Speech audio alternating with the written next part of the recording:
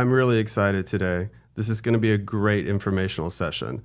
For those who don't know, my name is Daniel. I'm the Compliance Director for Altius Senior Living. And today I have our Executive Director, Celina Lloyd.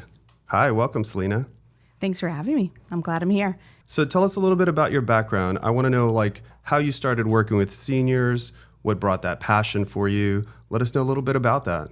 Well, it started off with 12 years of physical therapy history. So I'm a physical therapist assistant, licensed, and have been for 12 years.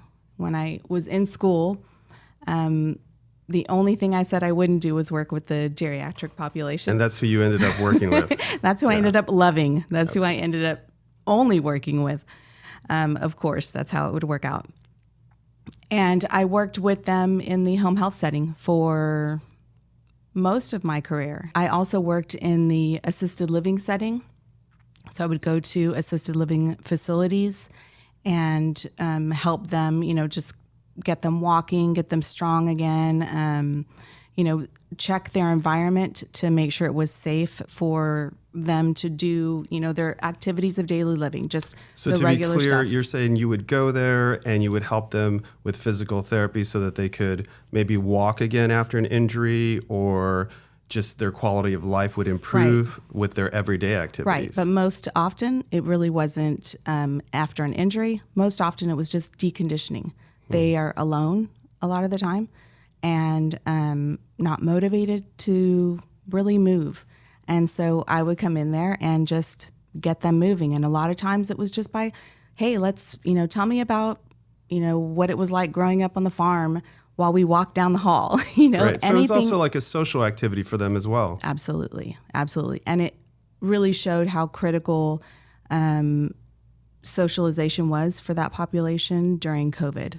Thankfully, I was deemed an essential care worker, and I was allowed to keep going and seeing my patients when a lot of times our families couldn't see them, and they were completely isolated in their apartments. And so I was able to go in and just marching in place and just doing things in their apartment.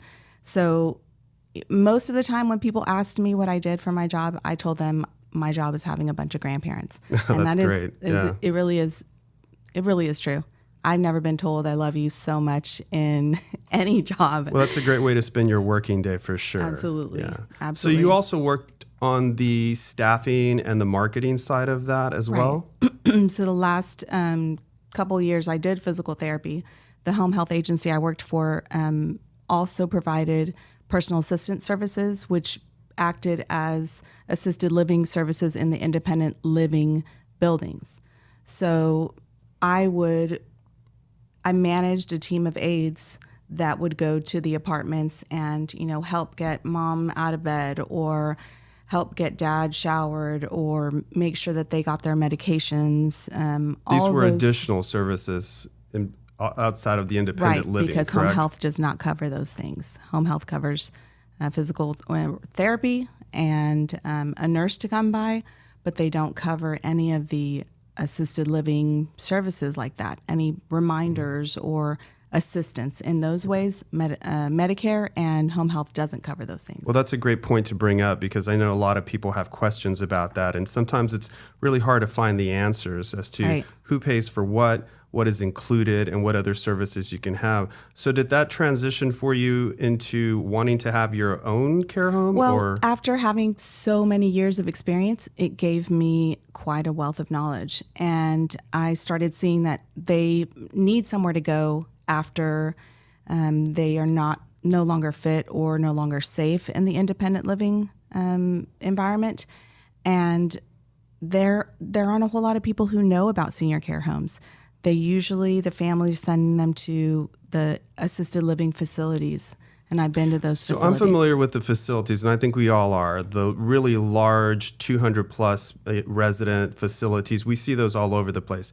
But I think what you're talking about is quite different. You're talking about what they term a residential care home, which is, can you describe the difference in that? Well, there's a huge difference, and the main difference is attention.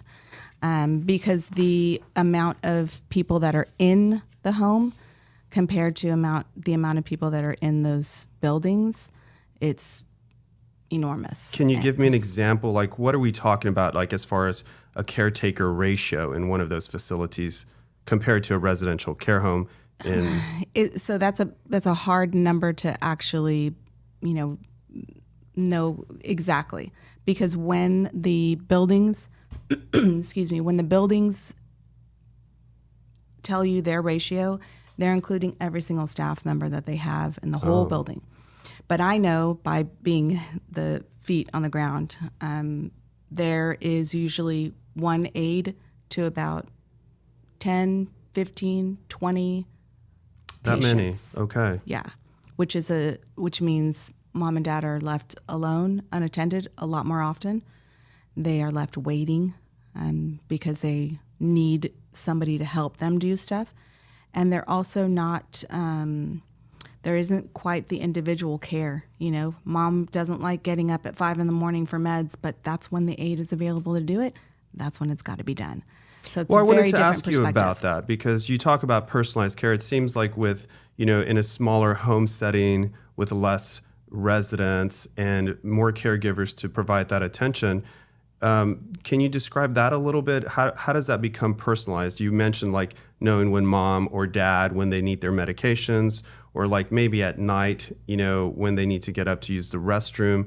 Describe some of those moments that would be different in a facility like yours or in a community like yours. Well, the difference is that there is quite less residents, right? 7 to 8 residents in home, and 2 aides most of the time, 1 to 2 aides during that time. They get to really know mom and dad because it becomes like a family. When you are going every day, it's, in the same way that my job was their grandparents, it's like their family, because they really are spending every day with our residents. And when you get to know them, you get to pick up on differences very quickly, which is really critical in the geriatric population, the senior population. Exactly. And I know like certain health things that you want to pick up quickly because, that's time is of the essence in certain regards. And the other thing is my parents are getting of the age where they need that kind of care. And I started thinking, I don't want them to be woken up, in the early morning when my mom's not an early bird. My dad would be fine, but my mom is not. And for them to not be able to have things their way in their last years, I want that to be a time where, when I think about myself getting older, I want to be able to say, I don't want to get up in the morning. I would like to sleep in at some point in my life, right?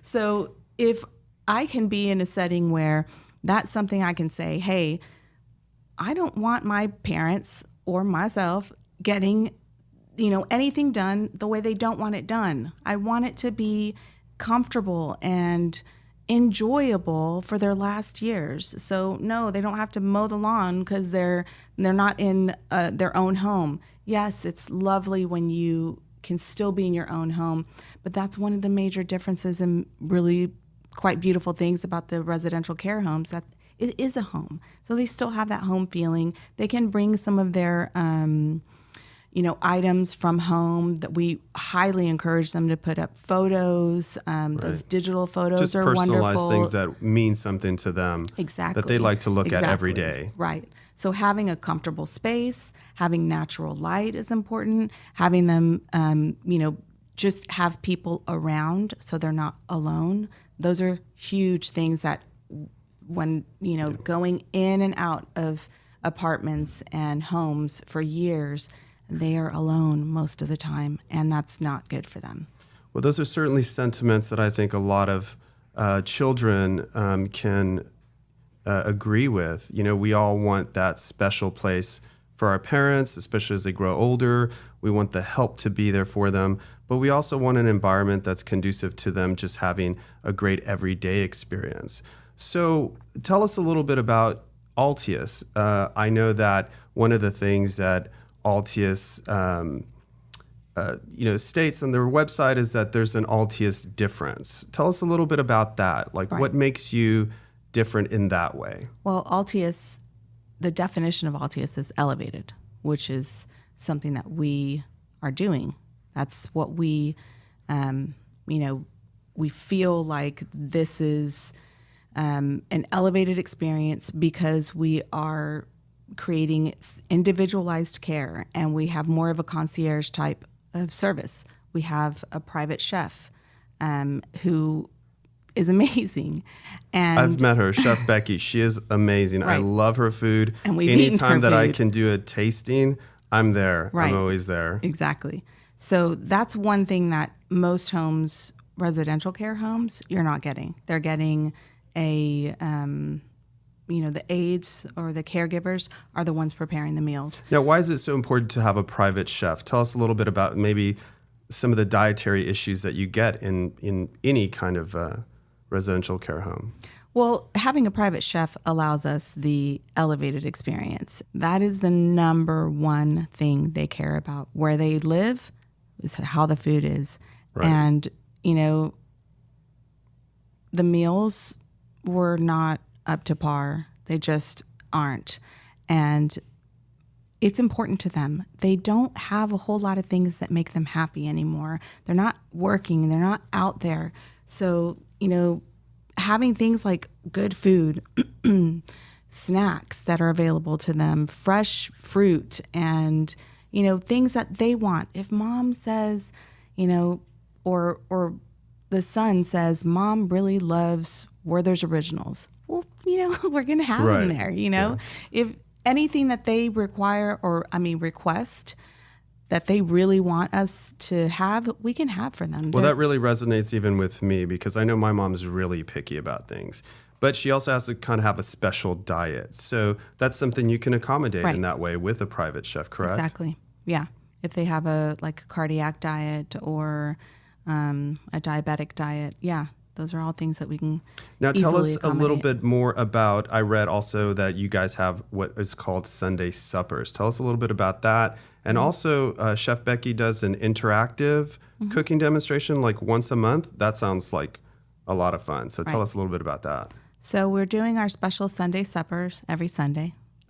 And we're just having a nicer sit-down meal that she's going to be providing. And families can join. And it's just, more of the Sunday supper that they all grew up doing. A lot of my residents had big Sunday suppers with their families, and it was a nice meal. So we're going to have the nice plates and the nice looking meal for them to have those same experiences. And then also once a month, Chef Becky's going to come in. She's going to put on an interactive performance. So she's going to cook and interact with all of the residents. And if they can help, she'll have them help. If they're just tasting, they're going to be just there, part of the process. And she's given us ideas like a quesadilla bar or a breakfast thing. And she's got endless ideas. Yeah, and for those of you who don't know, Chef Becky is trained to actually work with seniors. Right. Her business is senior cuisine and senior food prep. Right. So she's very qualified for that. And that sounds like a lot of fun too. Right, exactly. I wanted to ask you about this point because you mentioned earlier about the care, the personalized care. And I know that at Altius, care not only exemplifies what we want to do for our residents, but it's also, we use it as an acronym to remind us every day of the principles that we want to create and adhere to. Can you talk a little bit about that? Right. So CARE stands for compassion, attention, respect, and excellence. And those are, the four things that are super important to us. But we also are, having our aides and our caregivers make that as important as well. There are things that we feel that the residents will really react from. If we put those foremost, then they're going to feel that. And we want them to feel at home. I want them to feel comfortable, and I want them to feel happy where they are. I tell people all the time, I don't need a warm body taking care of my aides. Taking care of my residents. I need somebody who cares. And if they don't necessarily know the job, I can teach them the job. I can't teach somebody to care. So it's more important to me that they come in wanting to do the job and loving seniors than it is to have somebody who's got years of experience but has had not the heart for it. The heart is really what matters. Right. I totally feel that at Altius as well. I think all of us have a heart for seniors. I think you're right. It's like having grandparents around all the time who just kind of pour love on you. It's just a really warm environment. So you've been a great resource, Celina. Mm-hmm. I want to know, are you open to others contacting you about some of these things? Because I know navigating this can be really difficult at times, and sometimes resources are scattered everywhere. Right. How can people contact you if they just want advice or if they just want to talk about the certain situation that they're in with their parents? Right. How do they get a hold of you? So, yes, I am definitely available for questions by email or phone. My website has quite a bit of information as well. My phone number is 972-299-0267. And my email will be listed as a link on the video. But because of the years of experience, I know it's a daunting experience to try and get the right place for mom and dad. And like I said, I have experience, and it's just as important for me to have the right resident than it is to have anybody. I want to make sure that when somebody comes to me and needs answers or is trying to figure out what to do, if they're not a right fit for our home, I can definitely help them and guide them to people who can get them in the right place. Because residential care homes are fantastic, but they're not appropriate for everybody. And independent living is great, but it's not appropriate for everybody. And a lot of people do not know all of the choices. So there's several people out there who have, all the information about the, different options. But I have a lot of resources as well. So, yeah, anybody's free to call me or email me. That's great. I'm glad you're open to that because, like I said, navigating that can sometimes be difficult, even just knowing where to start. Right. So I hope that this becomes a series for us because this has been great. It's been super informative. I like putting out the information out there so that people have it in their hands, and anytime that they want, they can reference that or come back to us for answers. Because ultimately, that's what we're trying to do is just care for our seniors and also provide that Altius elevated experience.